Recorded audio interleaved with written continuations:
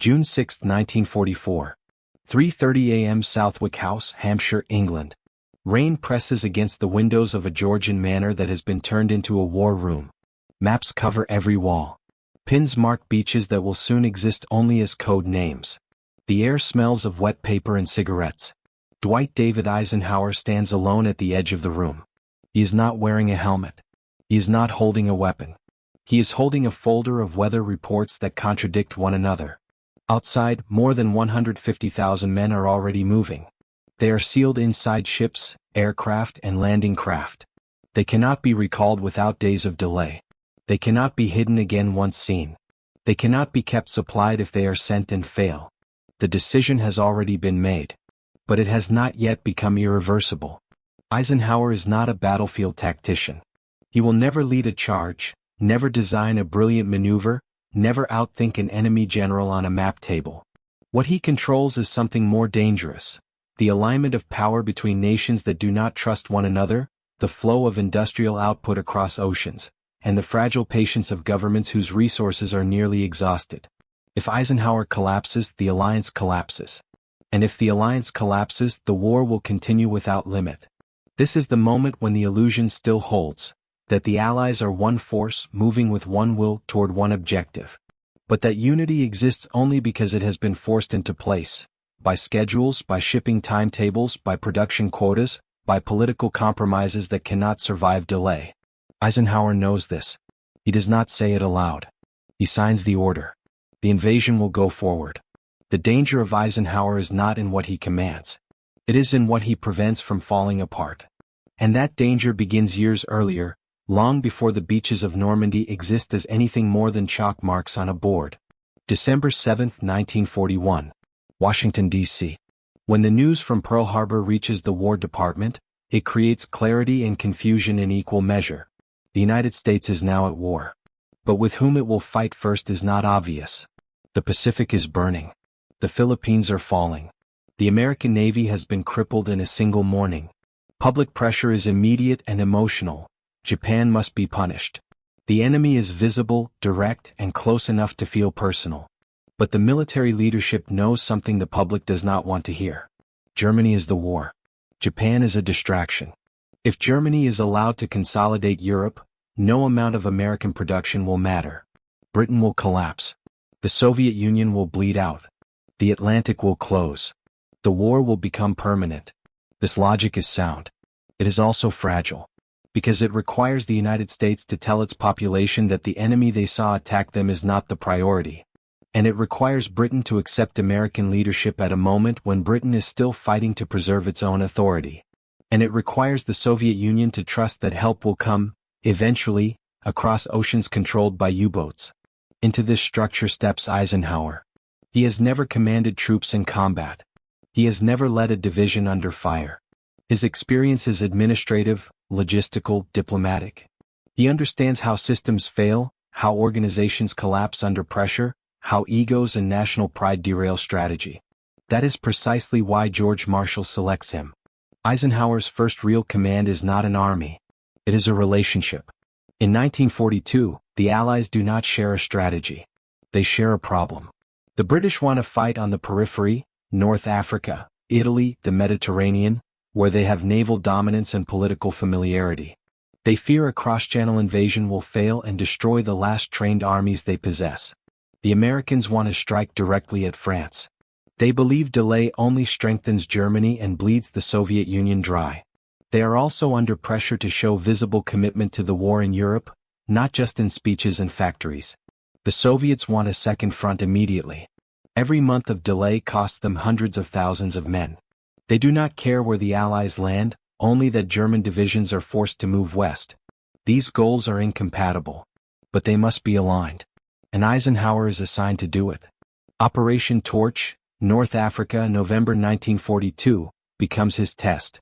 The landings are chaotic. American forces perform poorly. Vichy French resistance creates confusion. German units move faster than expected. At Kasserine Pass, American troops collapse under pressure, revealing inexperience and weak leadership. On paper, this is a disaster. In reality, it is a warning that cannot be ignored. The U.S. Army is not ready. Not tactically. Not organizationally. Not psychologically. Eisenhower sees the limits immediately. He does not conceal them. He absorbs the political damage and keeps the alliance together. He does not fire British generals. He does not defend American failures. He keeps the operation alive. The constraint is now clear. The United States must fight to learn, but cannot afford to lose too much. Britain must delay invasion but cannot delay indefinitely. The Soviet Union must be promised relief, but not yet given it. Every option available reduces future options. By 1943, the problem becomes mathematical. American factories are producing aircraft faster than pilots can be trained. Tanks faster than crews can be assembled. Ships faster than ports can unload them. The bottleneck is no longer production. It is movement and coordination. Every convoy to Britain competes with convoys to the Soviet Union. Every landing craft sent to the Mediterranean is a landing craft not available for France. Every month spent in Italy is a month Germany uses to fortify the Atlantic Wall. The Italian campaign looks like progress. It is not. It is attrition without decision. But stopping it would collapse the alliance. Continuing it drains resources needed for the real blow. Eisenhower is trapped between political necessity and strategic cost. He chooses to continue. This is the illusion. That time is still flexible. It is not. Because in January 1944, Eisenhower is given supreme command of Allied expeditionary forces. The decision is irreversible the moment it is announced. A cross-channel invasion is no longer a plan. It is a commitment that cannot be undone without destroying Allied credibility. And yet the constraints are worse than before. There are not enough landing craft. There are not enough train divisions. There is not enough port capacity once the beaches are taken. There is not enough certainty that the Germans will be fooled by deception. Most dangerously, there is not enough unity at the top. Montgomery wants control of ground operations. Churchill wants delay. Roosevelt wants action before the election year weakens his authority. Stalin wants blood relief now, not later. Eisenhower cannot satisfy them all. He can only keep them from breaking apart. So he compromises. He accepts Montgomery's expanded front, increasing the scale and complexity of the landings. This requires more ships, more men, more fuel, more coordination. It also increases the chance of chaos. He accepts delay for better weather, knowing that weather windows in the channel are narrow and unpredictable. He accepts deception operations that depend on German assumptions he cannot verify. Each acceptance closes doors.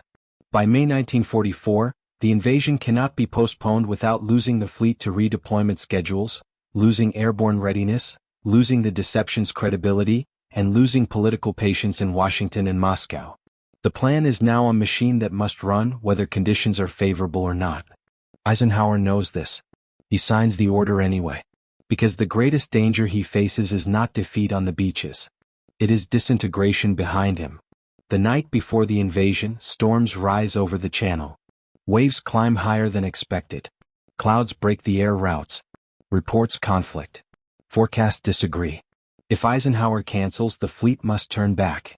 The next window is weeks away. The deception will unravel. The Germans will move divisions. The alliance will fracture under accusation and blame. If he goes forward and fails, there will be no second attempt.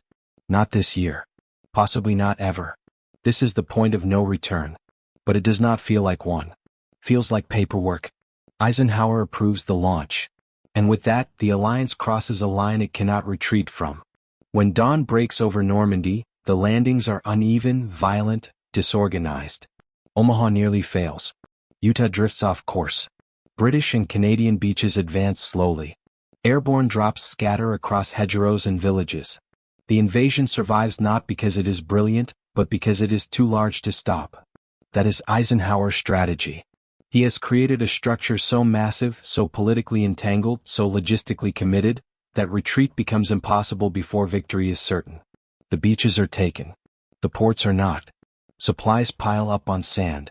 The Germans contain the breakout longer than planned. Casualties rise. Progress slows. The war does not end. But the alliance holds. And now Eisenhower must manage the most dangerous phase of all, success under constraint. Because once the Allies are ashore, the illusion ends. The arguments return. The shortages return. The egos return. And every mile inland increases the pressure on a command system that cannot expand without tearing. The most dangerous general of the war has done his job. Now he must survive the consequences. June 1944. Normandy, France. The beachhead exists, but it is not yet a front. It is a wound in the coastline that bleeds men and material every hour it remains open. The Germans have not collapsed. They have stabilized. Behind the hedgerows they reorganize. Their divisions are under strength, but they are intact. They are fighting on interior lines, moving units at night, exploiting the fact that Allied air power ends at dusk. They are defending not with maneuver, but with time. Time is the one resource Eisenhower does not have. The Allied plan assumes speed. It assumes that within days of landing, armored divisions will break into open country, ports will be captured, supply lines will stabilize, and the front will begin to move east. None of this happens. Cherbourg, the primary port objective, does not fall until the end of June, and when it does, it is deliberately destroyed. Its cranes are smashed. Its docks are mined. Its capacity is reduced to a fraction of what planners need. For weeks, it is unusable. The beaches become the ports. And beaches are not built to move wars. Every ton of fuel, every shell, every ration must now be landed by ship, unloaded by hand, and driven inland on roads never designed for mechanized armies. Trucks break down faster than they can be repaired. Tires wear out. Drivers fall asleep at the wheel. By July, the Red Ball Express is running day and night, moving 12,000 tons a day just to keep the front alive. It is not enough. It is never enough. The constraint is no longer German resistance. It is logistics. Eisenhower knows this. His staff knows this. The commanders in the field feel it in every delayed attack and every cancelled operation. And yet the pressure to advance only increases. In Washington, Roosevelt needs progress. In London, Churchill needs proof that the sacrifice was worth it. In Moscow, Stalin counts German divisions and demands more. The illusion persists. That momentum can be commanded. It cannot. In late July, Operation Cobra finally breaks the stalemate. American forces punch through near St. Lo. German lines collapse unevenly. The breakout begins. For the first time since landing, the war feels mobile. And this is where the next danger appears. Because the Allied command structure was designed for containment, not pursuit. Eisenhower's authority is supreme in theory, but in practice it rests on consent. British commanders expect influence. American generals expect autonomy. Montgomery expects deference. Patton expects freedom. The faster the advance, the weaker Eisenhower's grip becomes. The supply system cannot support all armies moving at once. Someone must be slowed. Someone must wait. Someone must be told no. Every decision now creates enemies. In August 1944, the Germans are retreating across France. Paris is liberated. The Allied armies are stretched across hundreds of miles of territory, their supply lines growing longer and more fragile by the day. Fuel becomes the limiting factor of victory. Patton's Third Army can advance, but only if fuel is diverted from someone else. Montgomery's forces in the north demand priority for a decisive strike into Germany. Bradley wants balance. Eisenhower wants cohesion. There is not enough fuel for all of them. This is not a tactical problem. It is an economic one. The Allies have built armies faster than they can sustain them. Eisenhower chooses to ration success. He halts Patton. He delays advances. He absorbs fury from his own commanders and political pressure from London. The front slows, not because the enemy resists but because the alliance is outpacing its own supply system. This is the price of scale. And it creates the opening for the most dangerous gamble of the Western Front. September 1944. The Netherlands. Montgomery proposes a solution that appears elegant and final. A single narrow thrust through Holland, seizing bridges in sequence, crossing the Rhine and ending the war by Christmas. It is simple. It is decisive. It is impossible to support if it fails. Operation Market Garden is not Eisenhower's idea. But he approves it. Why? Because the alternative is worse. If Eisenhower refuses, the alliance fractures into competing advances. If he delays, political pressure explodes. If he insists on a broad front approach, no one gets enough fuel to succeed quickly. Market Garden promises clarity in a fog of limits. It is the last moment when the war can still end early. Eisenhower commits airborne troops he cannot easily replace. He commits fuel he cannot spare. He commits prestige he cannot recover. The Germans respond with something no planner expected: cohesion. Their armored units, battered but alive, move faster than the Allied columns trapped on a single road. Bridges are held. Timetables slip. Weather closes in. The corridor narrows and breaks. The airborne forces at Arnhem are destroyed. The war does not end. And something else breaks with them. After Market Garden, the illusion of easy victory is gone. Winter approaches. The front freezes. Supply lines strain again. The ports of Antwerp remain blocked because clearing the Scheldt was delayed for Market Garden.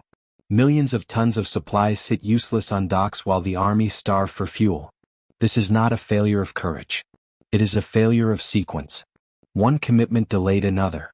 One gamble postponed a necessity. And now the bill arrives all at once. Eisenhower absorbs the blame. He does not fire Montgomery. He does not publicly rebuke Patton.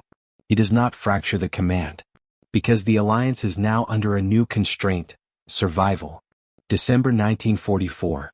The Ardennes. The German counteroffensive is a shock not because it succeeds, but because it exists at all. Intelligence failed. Assumptions failed. The belief that Germany was finished proves premature. Eisenhower's response is immediate and ruthless. He reassigns armies across national lines.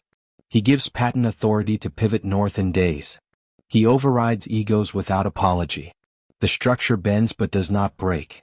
The bulge is contained. The line holds. And something changes. For the first time, the alliance functions as one machine. Not because it is harmonious but because it is out of alternatives.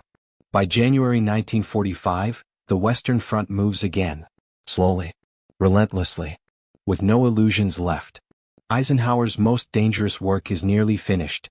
But the final constraint remains ahead: victory itself. March 1945. The Rhine River. The water is high with snowmelt. The current runs fast. Bridges are down or rigged to explode. 4 months, German engineers have prepared for this line to be the last barrier. But the barrier does not hold. At Remagen, an intact bridge is seized by accident, not design. American infantry run across it while charges fail to detonate. Within days, pontoon bridges multiply. Entire armies begin to pour into central Germany. The Western Allies are finally inside the Reich. And at this moment, when the road to Berlin appears open, Eisenhower does something that no battlefield general would ever do. He stops. Not everywhere. Not completely. But decisively enough that the shape of the post-war world is fixed before anyone realizes it has happened. The American and British armies are closer to Berlin than the Red Army in late March. The distance is real, measurable. The U.S. Ninth Army stands roughly 200 miles from the capital. German resistance is collapsing in the west. The Luftwaffe barely exists. German fuel stocks are gone. Rail networks are shattered. A drive on Berlin would be costly but possible. And Eisenhower refuses to order it. This decision is not made on a battlefield. It is made inside a command system built to survive alliance politics, not to win races. The constraints are no longer tactical. They are institutional. At Yalta, the zones of occupation were agreed upon. Berlin lies deep inside the Soviet zone. Any Western army that takes it must eventually withdraw, or refuse and fracture the alliance at the moment of victory. Eisenhower understands something his field commanders do not want to accept. The war is already decided. The only remaining question is how the peace will break. If American forces race east, they gain prestige but lose trust. If they hold their line, they lose Berlin but preserve structure. He chooses structure. And in choosing it, he makes the most dangerous decision of the war, not because it risks defeat but because it accepts limitation as victory. The order goes out in late March. The main effort will be south and east, not northeast. The objective is the destruction of remaining German forces, not the seizure of symbolic terrain. Patton is furious. Churchill protests. British commanders privately rage. They believe history is being surrendered by inches. Eisenhower does not argue. He lets the front move where it is allowed to move. By mid-April, the Red Army reaches Berlin. The city is encircled, battered, consumed. Hitler kills himself on April 30th. Germany surrenders on May 7th. The war in Europe ends without an Allied flag flying over the Reichstag. And the decision cannot be undone. The consequences appear immediately. Germany is divided along lines drawn months earlier on maps far from the front. Berlin is split. Millions of refugees are frozen in place. Occupation becomes administration. Administration becomes ideology. The alliance that won the war cannot survive the peace. But it does not collapse in 1945. It collapses slowly because Eisenhower has delayed the fracture just long enough to make it orderly. That was his strategy from the beginning. Not brilliance. Not maneuver. Not conquest. Control. He controlled egos when they threatened unity. He controlled resources when success outran logistics. He controlled ambition when victory tempted disaster. And in the end, he controlled the moment when the Allies stopped advancing, so that the war would end before the peace destroyed everything that had been built to win it. Eisenhower's danger was never to the enemy. It was to his own side. Because he understood that modern war is not won by the fastest army, but by the command system that breaks last. Germany lost because it ran out of options. The Allies won because Eisenhower removed options before they could destroy one another. This is why he was the most dangerous general of the Second World War. Not because he fought battles, but because he decided when to stop fighting.